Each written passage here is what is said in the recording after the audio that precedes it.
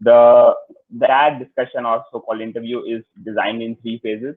The first phase is try to know more about your work, what has been going on in primarily what your work setting is, uh, in the application of gamification, how have you used game elements in different scenarios, and so on and so forth. The second part of the interview is more closely related to knowing you as a person. I think at times we often miss out on knowing the person rather than his job. So often people talk about the job and not the person. So for us, the Yeah. centerpiece is also the person. And then the last part is the small bit of game which we intend to play. So I'll keep that as such. I'll not tell you what the game is, and I'll let the game be revealed when the right time comes. I'm sure that will also be an interesting part for you. So let's begin. Excellent. Mike, we would be happy to know about your recent book, Game Science in Hybrid Learning Spaces. What was the motivation, and what was the, in fact, what was the need to write that book? Yeah, the motivation of the book is very much around my research. For the past 10 years in serious games, in game-based learning, in gamification, and all those different names that used to describe game-based methodologies and practices. So I've observed that most of the time that we are very much enthusiastic about new technologies and new methods without finding out more about the theories behind it, the different examples that can inform the practice in terms of the configuration of experiences. Because in my opinion, it's all about creating experiences. So the book is about how do we reconfigure or configure learning experiences at the speed of need.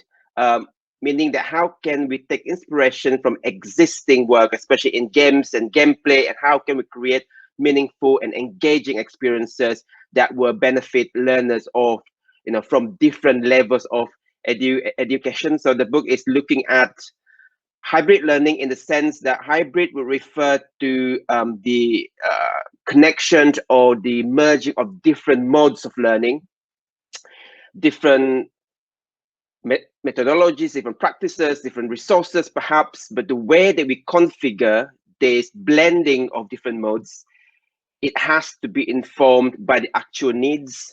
So that is where the book is coming from in terms of taking inspiration from games, as in the science behind games and how we can create those experiences in a more meaningful and purposeful way.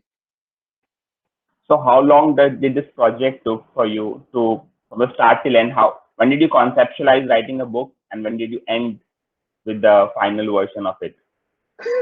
Right, I think the first idea came about perhaps 3 to 4 years ago, when I was working in so many different investigations of the impact of play and gameplay in teaching and learning, and the way that we are trying to reduce the barrier in terms of co-creation of games, especially teachers who are at the forefront of teaching and learning. So we need to ensure that we empower them, to ensure those who are not familiar with games and gameplay to be able to exploit the benefits of such methods. So the idea came about at that particular time, like 3 to 4 years ago.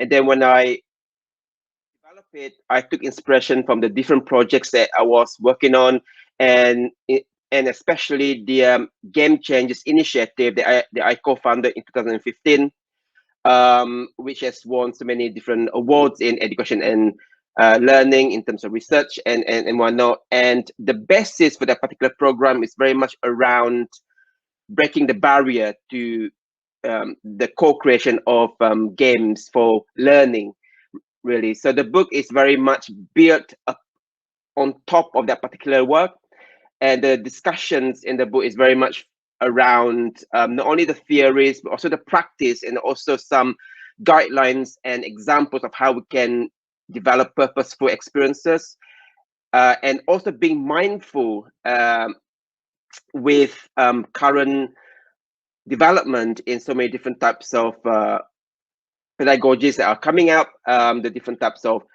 technologies that we might want to take inspiration from. So the book is trying to look at it in a holistic and pragmatic way to encourage those who are not familiar with the actual approach to be able to take inspirations from different theories and different methods and practices which have been done. So the book about,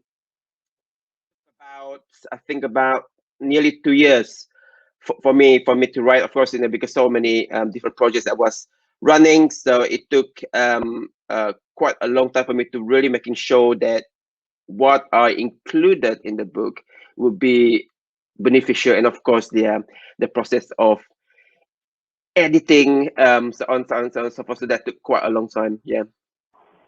I'm sure there will be a version 2.0 of the book as well, which also would cover the new COVID-19 guidelines and with the learners or the educators would like to incorporate. And I think that is the need of an hour. I think I'm sure it will also happen soon. Happy to look at that version also of the book. Fantastic. I was going through the chapterization of the book. Very much interesting overall thought process. I actually like your idea of using the word hybrid there, because I think there is so much technological changes which are happening around us, and more importantly, a lot of times education owners, be it colleges, be it educators, they really are unaware of how technology can help them. So in the limited understanding of what they can do, and you're right in saying that the co-creation is the key. If we rightly co-create situations or the game elements, I think things might be more useful. But while you are also interested, your work is also around gameful design. What do you think is more difficult to design, the analog version or the digital version of gamification? I think it depends on the different groups of stakeholders you are working with, really, depending on what types of platform they will inform, the different types of experiences that they wish to create. And I think for me, most importantly, and the challenge lies in the thinking behind the opportunities, the challenges, and the gaps that the stakeholders would wish to address. For example, the learning needs. What are the different types of activities that will be able to assess those different types of learning, the different types of competencies that that the stakeholders would wish to nurture within the experience that they wish to create. So I think the foundation, which is the needs analysis, is the most challenging part. So what I always advise people to do is to spend more time in making sure that the foundation of what they would wish to address or wish to solve is strong, because that would really help in terms of the thinking behind the different types of activities, and then the different types of inspirations from games that they would wish to take from. Because I always believe in that fantastic ideas can come from things which are already there, right? So once the needs are pretty clear in terms of how they would wish to address it, how they contextualize the assessment, the tracking, so on and so forth, then they would think about how can we, in the way, quote unquote, gamify this in terms of using the aspects of play, the aspects of games, the aspects of game design that were in the way encapsulate the different elements of the learning that they would wish to support. And once they are comfortable with the idea, with the design of that particular gameful activities, then they can think of how can I enable this. And that is another layer of challenge, I think, in terms of really thinking about, is this going to be an analog experience? Is it going to be a digital experience? Or is it going to be a hybrid, right? An interconnection of all sorts of different technologies as well as physical activities. So from my experience, the process is iterative, right? I will always advise people to start with the analog to ensure that they have the design and testing, the whole process, and they would decide that, oh, I can actually in the way replicate the same activity on an online platform. What can I use? What can I afford to use, right? So in terms of whether I can create it myself or do I need anyone else to help me to create those different types of experiences. And I can give you one example. Two of our students at Coventry University and two lecturers who were teaching language. So they said that we've got this problem that we wish to solve in terms of how do we make language learning more active, right? So that people, you don't actually have to do it in a classroom. So they went through the process of the needs analysis, encapsulating the different types of learning that they would wish to happen, how they want to assess it, and then they created the storyboard of how they want to go about doing it. So they decided it should be a role play game. It should be something that will allow someone to respond to certain missions and quests, and they can learn the language at the same time. And they've decided that they were inspired by Pokemon Go, right? So they said, all right. So they were saying, oh, I think it would be most effective if they can actually do it in Coventry city center. They can go around, they can learn about the history, and they can respond in the language they were learning, and different types of learning can be triggered in different parts of the city, right? And we tasked them to try and discover what types of platforms they can actually use to co-create that and to make it easier for them. So in the end, they've decided to use a platform which is called Tailblazer, which is an open source platform from the MIT in US. So they managed to co-create the experience, and in about, I think, a few months, it was released and tested in a city. And this group of people, they are not experts in games and gameplay type thing, but they managed to co-create experiences that was quite successful in terms of the technical implementation in the city and the experience of the lecturers feeling more confident in designing new experiences in the future. Yeah. Actually, I saw that in one of the slides which you presented very recently, and I was going through that. And very, very interesting thing which they did, and they put that as a small game. I think very inspiration for a student who has actually learned gamification and obviously also applied it. So I think the problem solving mindset is primarily the key when it comes to implementing the right game elements in education, or for that matter, even any sort of business practices. Would be also interested to know, Sylvester, about the recent awards which you won in 2019 for the software education and learning. What were those awards, and what was the idea behind that? Right. So there were two awards that they won. One was the software for learning, and the other one was education and learning. So for the software and learning, it was basically based on the case study on a project that I run from 2016 to 2019. So it was called Beaconing. So the project was funded by the EU Commission, and there were 15 partners who was in that particular project, and we led it. It was such an interesting project where it was building on top of the idea of breaking barriers to the design and co-creation of games, as I mentioned previously. So it was based on the GameChangers approach.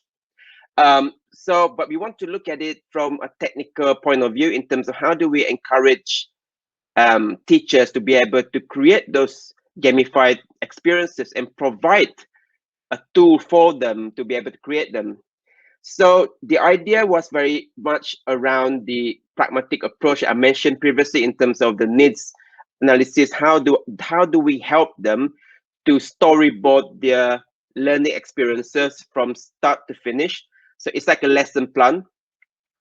So once they actually know what types of learning objectives they will wish to include, so they can deconstruct it into smaller chunks, and each of the different types of learning objectives can be represented by different types of mini games and so on and so forth. And the whole lesson plan can be encapsulated by a narrative. It's like a story, so they can have missions and quests and whatnot. So that was the backbone of the actual tool that we created. So we released the Beaconing authoring tool for gamified lesson plans, and we tested it in so many different schools in so many different countries in Europe. and outside of Europe, including Turkey, as well as in Israel, as well as in Singapore. So teachers were testing them out. So creating different types of experiences. It can either be how do you call it? It's like lesson plan experience that can be used on a desktop or on your mobile in your own time, or it can also be a location-based experience. So the location-based experience will trigger different types of mini games, different types of resources in different parts of the locations, either through GPS or either through QR codes, so on and so forth. And we use something which is also called beacons. So there are Bluetooth sensors that we can actually use. That is part of the experiments that we did. So when we submitted the case studies in terms of what we managed to achieve and the research behind it, so on and so forth, and it was selected as a winner for that particular award. And yeah, so it was such a great experience being reviewed by experts in the industry as well. And yeah, so that is part of as I said before, GameChangers. So GameChangers in the same year won the award for education and learning. So it was very much around the idea behind onboarding practitioners into practice building, so that they can master the process of gamified learning, creation and co-creation. Yeah. Very much interesting. I think I also like the idea of using both GPS as well as QR codes to integrate them together in the oral process. I think that is something very, very interesting. Often people used to believe, and I think I've been also meeting people and talking to people, and they said that QR codes are dead; they are no more required. And I think you're bringing a fresh perspective to that. I think a very, very interesting thought, Sylvester. I also would be happy to understand that often game design is considered to be an engineering based approach.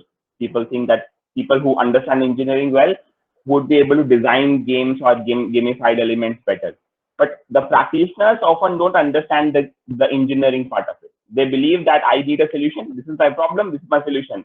Whether you want to do an engineering approach or a management approach or a legal approach, that does not care. So how do you bridge this gap? That is an interesting question. Yeah, it is quite interesting that one of the key barriers that we've seen in the different projects we're running, especially when you are working with teachers in in different parts of the world, the barrier is the misconception that game-based learning is digital and only digital. And second one is a misconception that you have to be a gamer to be able to create a game. And the third one is you have to really know programming and whatnot to be able to create games. So these are the three main ones.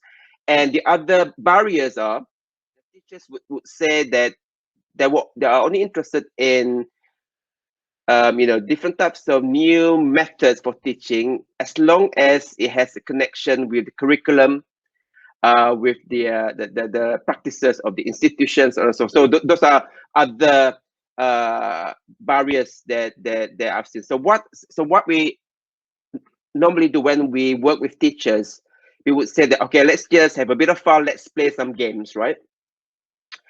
So we will get them to play either analog games or digital games in groups, so that they can actually have a bit of fun and try to understand the game and whatnot.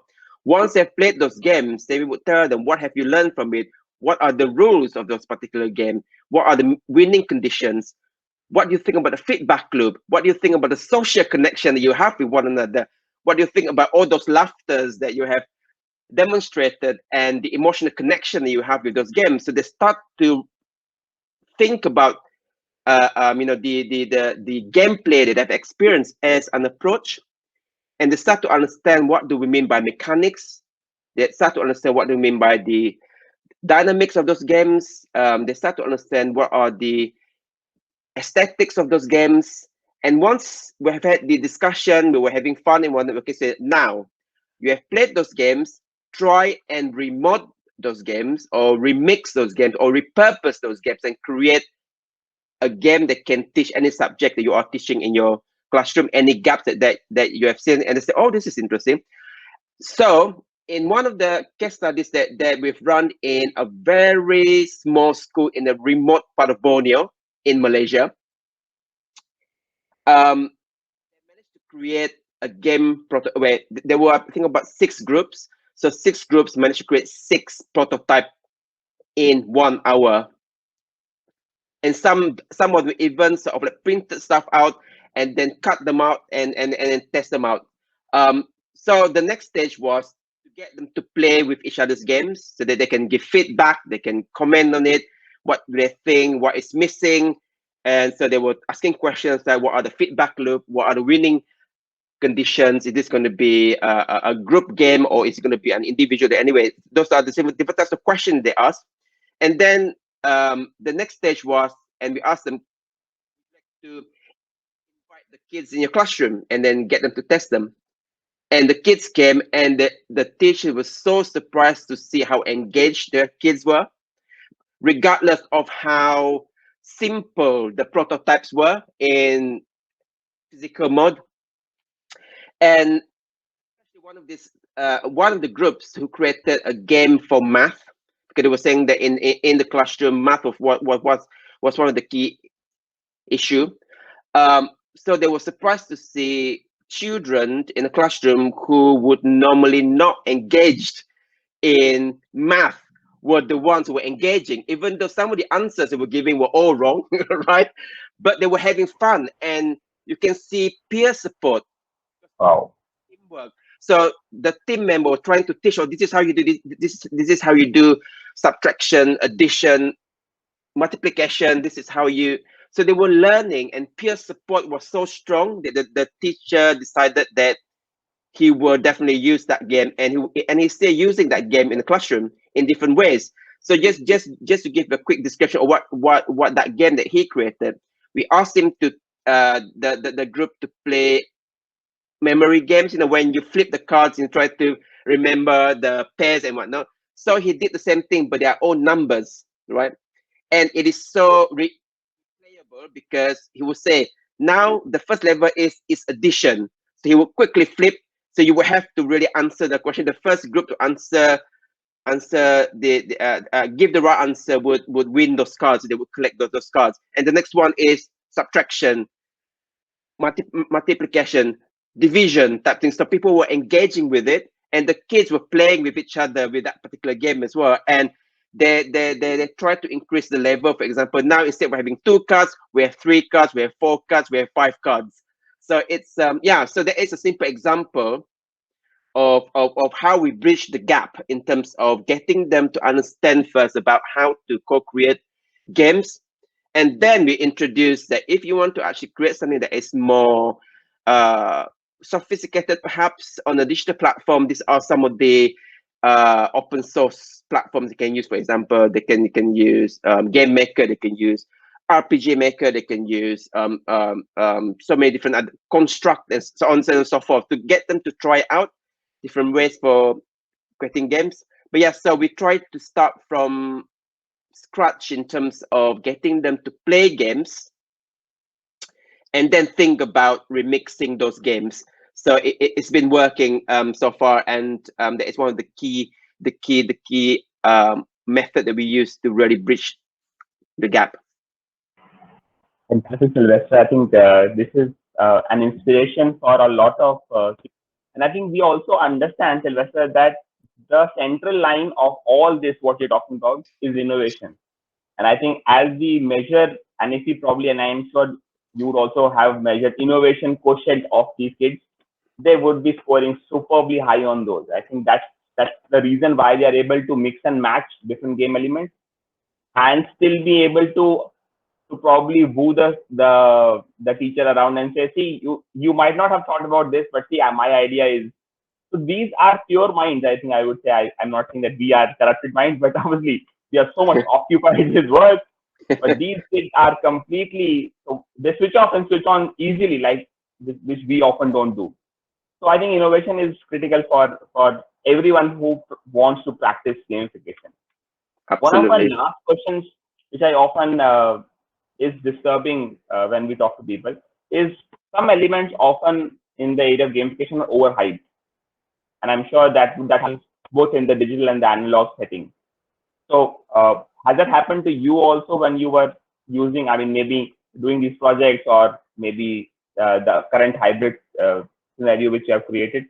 Or do you think that certain game elements are really, really overhyped? Maybe PBLs are often talked about being overhyped. I'm Yeah, sure there might be more, or there might be these only while you talk about yeah, the learning scenarios. yeah. One thing that we always use in our process is we always say that we are not striving for perfection, but we are striving to better our practice. So most of the time, at the beginning of the co-creation of games, people will always think of, oh, what are the rewards? Is it going to be the feedback? Is it going to be in points? It could be in badges, in scores, or is it going to be competition? So those are the basic stuff that most people will be familiar with. So it is a good way to start with that in terms of the design of the game, and of course, those are the common ones that people always use. And then they would start to think, oh, actually, this doesn't really get you far. So they need to understand more about, okay, how do we engage people in terms of perhaps the narrative aspects of games is more powerful than the actual rewards, meaning that instead of using extrinsic aspects, think about how can we encourage people to nurture the intrinsic motivation in that, get them hooked to the learning experience, having fun, because fun, there are four different types of fun. You've got soft fun, for example, that or something that is so engaging, you just want to engage with that without any issues. You got hard fun, where some people are very much engaged in challenges. So they are very engaged in solving problems. So say it's something that really gives them a lot of satisfaction. Some people have got people fun, so meaning that they like the social interaction that they will have in that particular game. Um, and the last one, I forgot what the last one is, but anyway, so there are so many different types of ways that we can think of fun when it comes to learning. So yeah, PBL are the common ones that people use, and the way that we encourage people to try and improve their design is to iteratively co-create and testing them out and say, oh, something is missing, we need to include this, or and then review new games and say, oh, there are some new mechanics in that particular game that I've seen that will be quite interesting for me to include in the game design that I've got. So we always encourage people to really take inspirations from different types of design aspects, and yeah. So but most of the time, the easiest way is to go back to basics and stuff using PBL, so on and so forth. And I would not really discourage people from using it. What I encourage people to do is every single aspect that you include in your game games game-based learning experiences is to think about the meaning and the purpose behind those aspects, even if it's points, score, and leaderboard and whatnot. What are the meaning behind them? For example, you might give out scores or leaderboards based on the specific aspect. Uh, um, for example, say that if you want to create something in math, so one is this is the leaderboard or the scores for how do you solve problem in a more creative way. This is how you basically be able to solve problem in a very short period of time. This is perhaps this is the in a way group the best group discussions around a particular topic. So if there are meaning behind the different types of leaderboards and points and scores and badges that you give out, that would really add to the experience. But if they are just randomly, different scores that you give out just for the sake of competition, you don't learn anything from it. So at least if you have leaderboards in terms of my personal stats, for example, I know what I'm good at, what I'm not good at, or I need to improve this, or I need to work with these people, this person, because this person has got better stats than me. So this person can help me in this type of subject perhaps. So that will allow you to take charge of your own learning, because feedback, I think, is one of the key things in game-based learning. The feedback that you receive from the experience will really help you to improve your performance.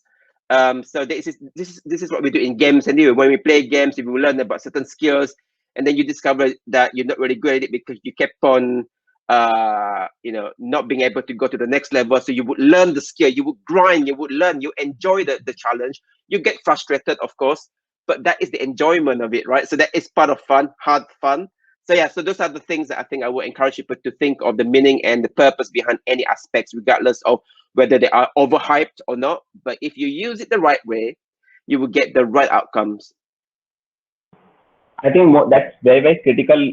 Often we see that PBLs of other matter, any game element, be it feedback loops for that matter, are just being used. And I think that would create businesses to not want to measure what they actually want to measure. So you are actually right in pointing out, Sylvester, that maybe when we teach students, we want to give them grades, and that's the only objective what most of the institutions are believed on. But we don't want to actually grade them on a consolidated score. Probably we want to grade them on individualistic performances. And maybe you are probably good at mathematics, but may not be at calculations. But your overall, the way you approach a problem is very, very interesting. So I think I should be appreciating that fact, and there should be a different kind of scorecard which should appreciate that activity of yours. I think that is something which you are also rightly pointing out, that if we understand the in-depth meaning of why are we using any sort of game element, I think everybody, be it soft fun or hard fun, at the end of the day, fun is the central piece, and I think that will sustain in the long run. Exactly. Fantastic. This brings us to the second section of our discussion, and which I had already mentioned, which is knowing more about you. And it is always interesting to know, Sylvester, that how difficult or easy was for you to choose this profession of research and teaching. It's a pretty dry journey. PhDs are dry journey, right? So yeah, it is. I think I've always been interested in knowledge. I think, of course, sometimes you get frustrated when you do your degree and then you do your PhD. It's quite a grind, right? But I think it's all about trying to find that intrinsic interest that you have in something and grab hold of it, and then that would help you to develop new interests, so on and so forth. And in terms of research, I think research is such an interesting line of work, because you are exploring stuff, right? So this is all this can be included as the main aspects of play, because playfulness is all about experimenting, it's all about exploring, it's all about building new knowledge, the connection between different types of knowledge that you manage to extract and whatnot. So I think it's such an interesting process that you can adapt and adopt in so many parts, different parts of your life. And I've heard people say, "Oh, I don't do research because it's boring." And I said, "Okay, let me ask you a question. When you want to go to a country to visit, right? What do you do?" "Oh, I would try and find what is the cheapest flight that I can get. I would try to see on TripAdvisor and check what are the best restaurants I can go to, and I would compare and contrast the different areas that I can stay at." "So what do you call that?" And they just realize, "Oh, that is actually research, isn't it?" Yes, that is research. Research in so many different ways. It is a skill. It is a skill that will allow us to be more critical in whatever we do, even in understanding different news that we receive on the internet, on social media, on the tabloids, to have the critical mind and be able to compare and contrast different perspectives and understand it for yourself rather than taking something on face value.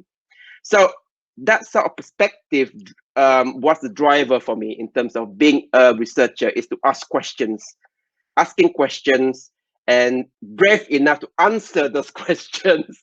Some questions are hard. And I always think that as a researcher, we have to be in the way comfortable enough to say, "Oh, I don't actually know the answer, but let's talk about it." "Oh, I don't actually know this or this and that," because we need to admit that we are all not perfect. And that's why being a researcher is to realize that you are not perfect and you are still learning. And that is the process that you go through. And as I said before, that will transfer into your the different parts of your life, and that will really help you to be critical in every single situation, and being able to help others to be more critical in their thinking as well when they are making decisions. Yeah, so it's I've always worked in research anyway. So it feels like I've been doing it for a long time, and I do work with partners from the industry. So I understand the perspective of what they are doing in terms of market research, which is slightly different for what we're doing in terms of different types of customer base segment research that they are doing, which I find interesting as well. And I will always try to ask questions in terms of the ethics behind the research that we're doing. That's why ethics is one of the key things, especially when we're working with people from different walks of life. So yeah, so research is interesting. It is exciting, yeah. Very few people actually, Sylvester, consider the research journey more interesting. The reason being, sometimes people believe it's more iterative. It's still having the same kind of a mindset and living with the same kind of mindset throughout your life. So the concept of soft fun and hard fun was exactly what we're talking about. I think that is exactly the difference between why people continue and are more passionate about the research career vis-a-vis considering it to be just a career. And I think that's the reason why people are different in terms of their ideology. Interestingly, Yes. so Sylvester, had this been not your profession for some reason, right? What was the alternate profession you would have picked up? If PhD never happened in 2009, where would Sylvester be? I mean, very interesting to know. Right. Okay. Let's start from when I was still young and I was about to finish my GCSE when I was about 16, 15, 17 years old. I've always, when I was growing up, I always wanted to do performing arts randomly, right? Because I love the creative process, whatever shapes or form, whether you can be a performer, whether you are in the background doing creative stuff. So I think I would definitely do a profession that has something to do with creativity, creation, co-creation type thing. I think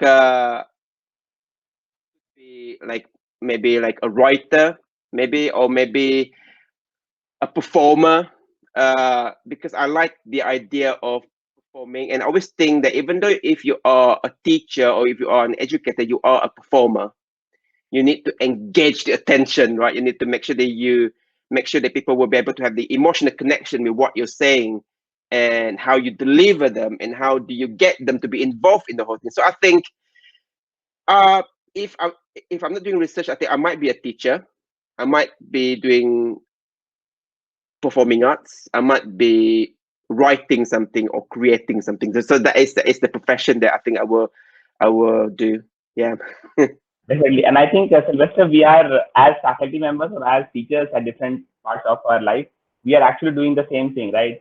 In front of a classroom, we tend to behave as if we are performers. We are storytellers. We tend to connect to dots A to B, B to C, C to D. We are also trying to see how is the feedback mechanism from the students, and then we again react to things. So I think, uh, after the professional people who are into fine arts, I think we as educators would also be considered as people into fine arts. Absolutely. I think we are equally dramatic as what they are. So drama is a part of our life, I would say. Exactly. Fantastic. So are there any personal heroes, Sylvester, which you whom you really follow or who have really inspired you to be where you are? Inspirations. There are so many inspirations. I think what I can say, the inspiration that I have is, oh, I have to think of one that is going to be representing every single thing that I do. I think one of the key inspirations that I have is uh, songwriters. This is a bit strange, right? Um, I follow a lot of songwriters. For example, people are writing with big stars. For example, stars like Mariah, and she would co-write with Walter Afanasieff. I don't actually know how to pronounce that. And some of the other songwriters that I take inspirations from, because one thing that I quite like is they are in the background, right? And their aim is to create something that is going to be providing some emotional connection to whatever that anyone is listening to and hearing. And music really define, you know, your memories in terms of where you are, what you did at that particular time. And I always look at it as something that can inspire learning.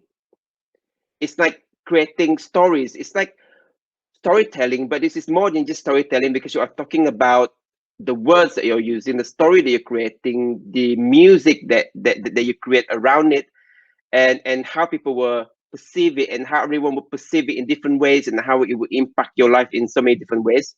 So I look at that as, you know, when if I think of that as creating a game or creating lesson plans, that is something that I really pay attention to. I want to see what is the inspiration behind that particular song. Why do people write it in certain ways? Who wrote it? And most of them are in the background. You don't see them, right? So I always inspired to be that sort of person, where I always believe in when you want to lead, you want to lead from behind. So you are encouraging and empowering people.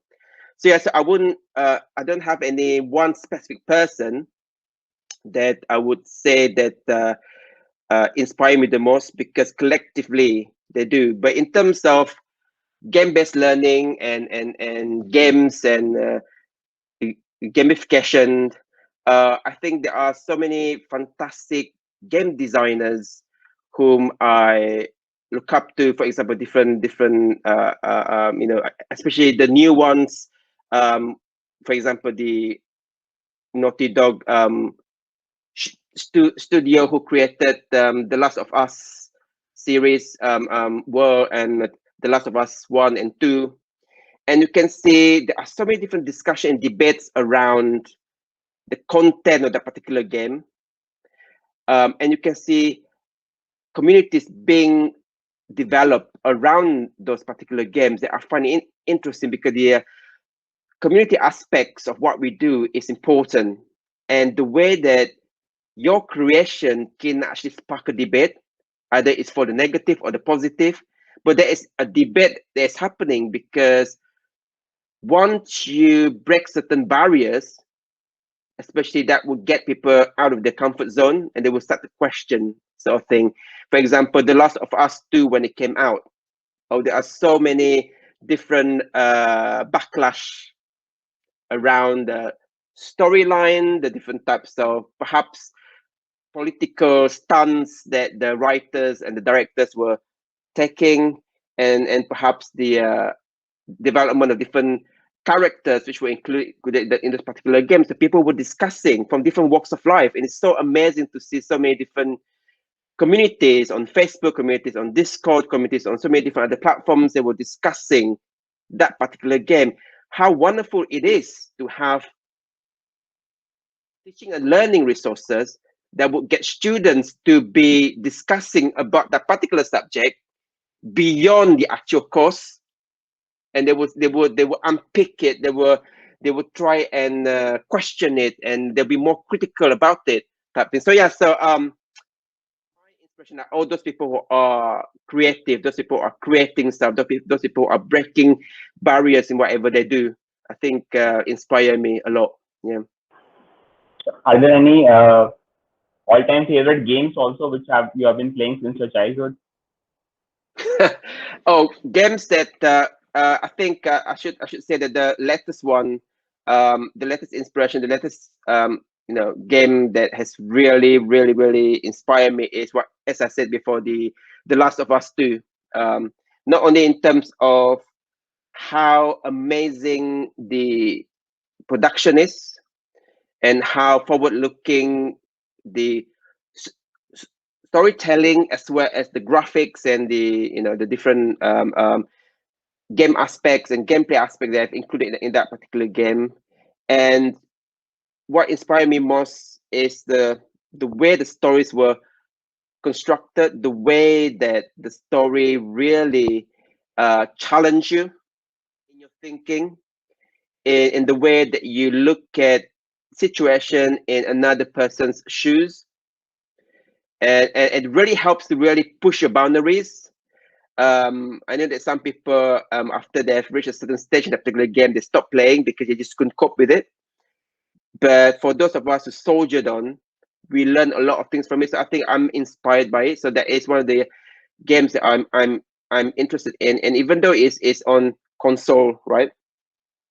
The idea of creating stories is valid for any platforms, even in role playing in the classroom, even in role playing when we create board games, in role playing when you create that sort of thing. When you create stories that people can associate themselves to, that can really learn a lot of things, and they can interpret it in different ways. And group discussions, which is key in game-based learning, it's not the game itself, right? The game is just an instrument, right? But what happens beyond the game, the self-reflection, group discourse, that is where real learning or deeper learning will happen, because you discuss about a particular game and you tend to learn from each other. You do more research around a particular game. You will do more research around a particular topic that will enhance your understanding, and you have the sense of ownership of the learning process rather than a content being delivered to you, right? So yeah, so that's That's absolutely great, Sylvester. As you also receive a lot of inquiries often wherein people want to enter this area of gamification and they often do not understand the systematic approach. Would you like to recommend any books, any reading material, anything which they want to start off with, at least to understand what gamification or game mechanics or game sciences are all about? Because this is something which is often so this is exactly what you also do. When we talk about learning, there's a systematic plan we make, right? Chapter one, chapter two, chapter three, chapter four. If we yeah. shuffle those plans, then the actual learning might not happen. So would you recommend any pre-fundamental learning for anyone, for people who want to enter this gamification? In terms of books, I think there are a lot of books on play. I think people need to start with play first, because that is something that everyone can associate themselves to. Because some people might not feel the connection with games, right? So there are so many different books in terms of play. Forgot the names. But anyway, if you search for books on play, research on play, playful learning, and you can search something that is to do with what's the name of that writer? I think I got it here. Yeah, this one that I've got here. One of the person that I should have mentioned as my inspiration as well. Is someone by the name of Bernie de Covent, or his full name is Bernard de Covent. He sadly passed away a few years ago. So he is the godfather of play. The way that he articulate play in so many different ways really inspire you in terms of the understanding of the action of play, the value of play, the principle of play, the philosophy of play, and how important it is in our human development. So yeah, any books from him is fantastic, and it will really enhance your understanding of play. Once you have done that, you can dive into some of the different books. For example, Anj Anjemas Anjemaseski has written a book on gamification, and it's an easier way to understand gamification from the perspective of using the design aspect and the aspect of design of games, and they connect it with the different types of players, and how you can create different experiences that will support the different needs. So those are the things that can be that learners or anyone can actually look at. And also, if you want to look at something that is more the psychology behind gamification. Perhaps the book by Yukai Chu is quite interesting to try and understand what are the factors that would drive our motivation, so on and so forth. And of course my book, in terms of the theories, the practice, the discussion around how do you need to be, how important it is for us to be holistic and pragmatic in the way we design gameful experiences that will produce meaningful and purposeful outcomes, rather than just diving into creating something because you are interested in games. Thank you, Sylvester. That was good. That is Yeah, not, hard. but that's the fun part of it, Sylvester. Yes. That's What?